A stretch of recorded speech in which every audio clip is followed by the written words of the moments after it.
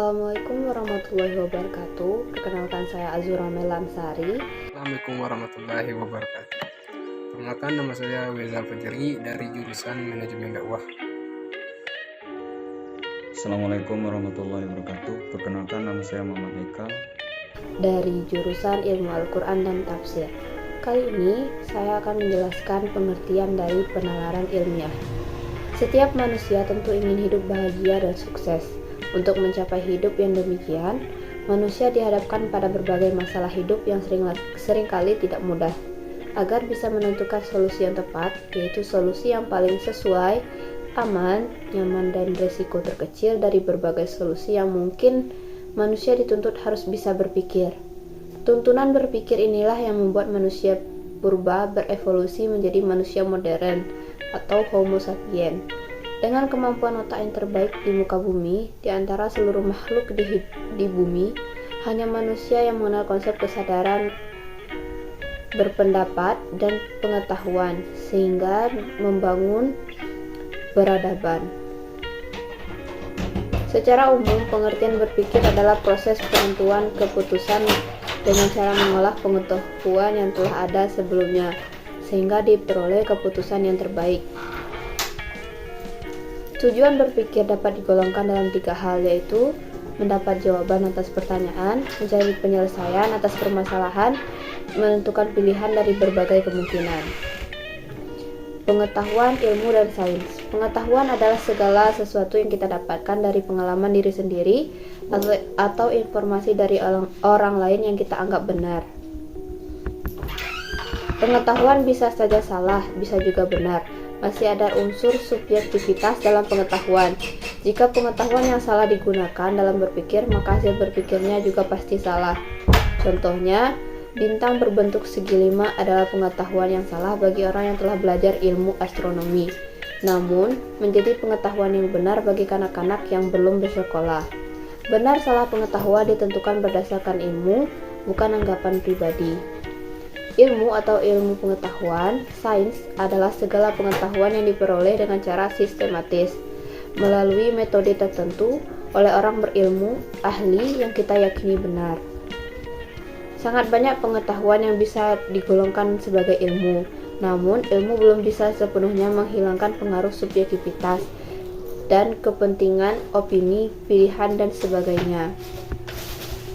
Sains atau ilmu pengetahuan alam adalah segala ilmu pengetahuan tentang alam semesta yang diperoleh melalui penelitian ilmiah berdasarkan metode ilmiah oleh sains atau ilmuwan yang terbukti benar.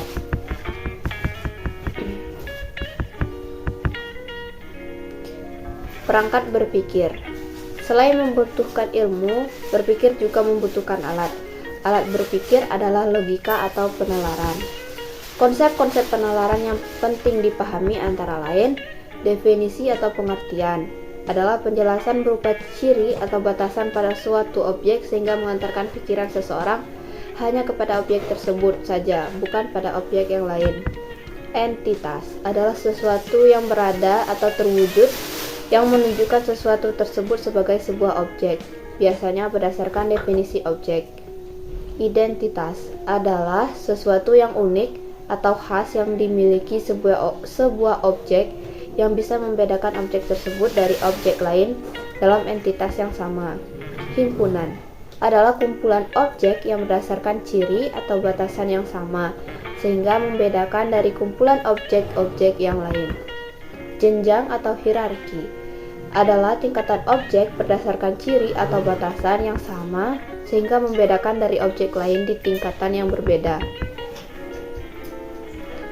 Dari penjelasan di atas, bisa kita simpulkan bahwa berpikir yang benar adalah berpikir yang berlandaskan ilmu yang benar dengan logika yang benar.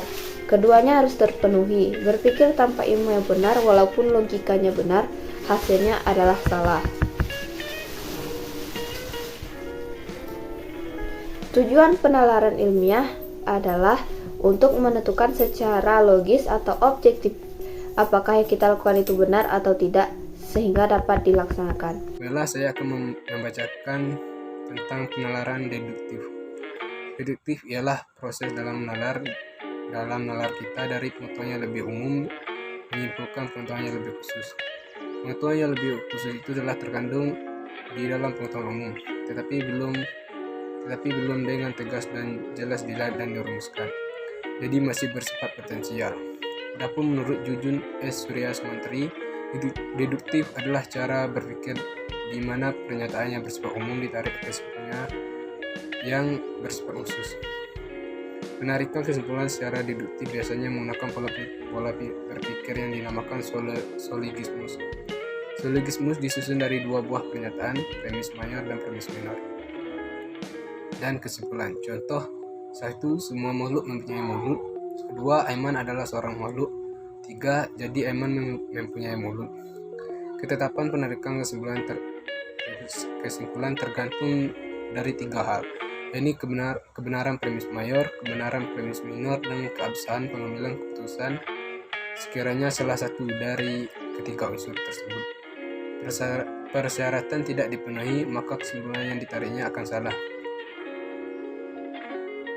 Matematika adalah pengetahuan yang disusun secara deduktif, karena pada hakikatnya kesimpulan yang berupa pengetahuan baru bukan dalam arti sebenarnya, melainkan sekedar konsekuensi dari pengetahuan yang sudah kita ketahui sebelumnya.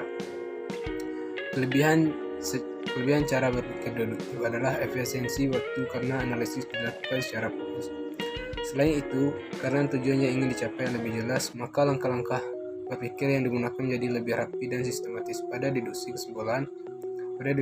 kesimpulan merupakan suatu konsekuensi logis dan premisnya.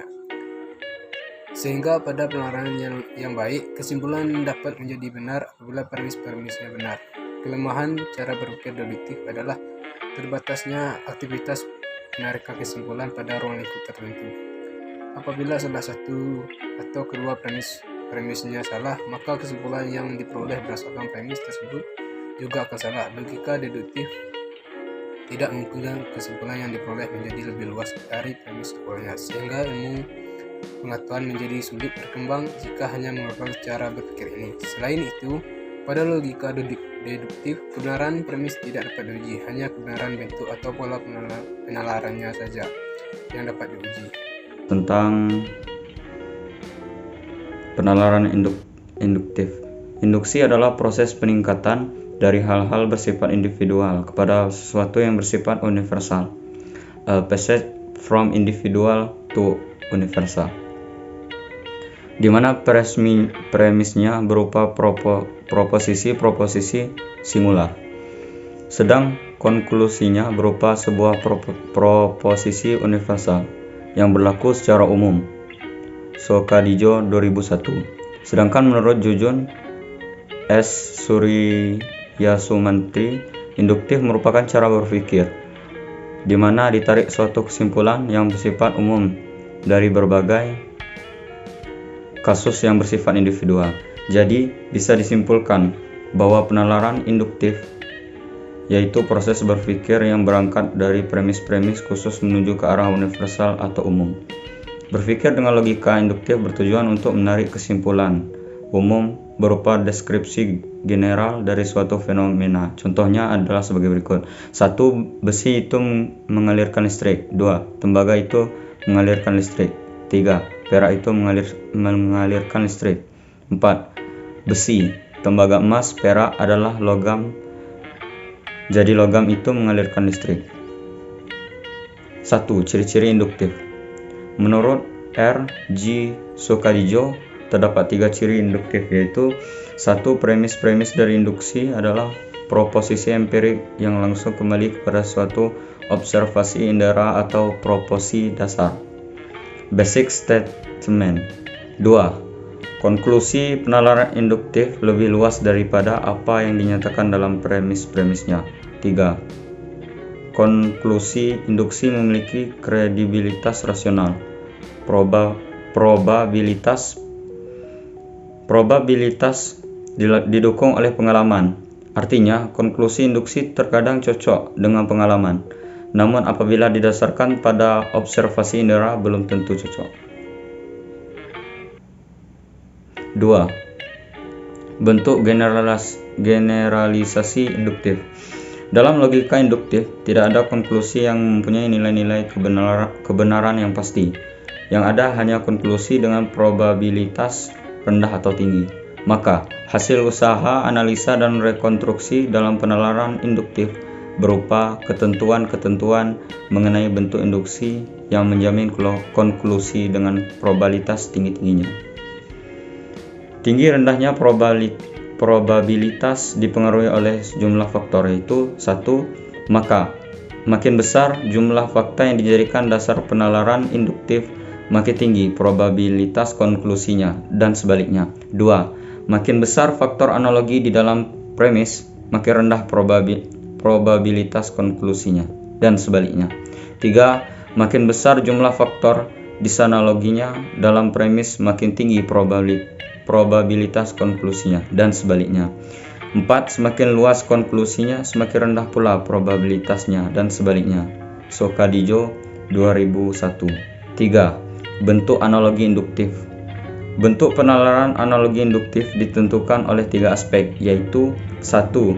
Jumlah fakta yang dijadikan dasar dari konklusinya dan dinyatakan sebagai premis. 2. Jumlah faktor-faktor analogi. 3. Bentuk proposisi yang menjadi konklusinya. Contohnya, 1. Pisang 1 keras dan hijau adalah masam. Pisang 2 keras dan hijau adalah masam.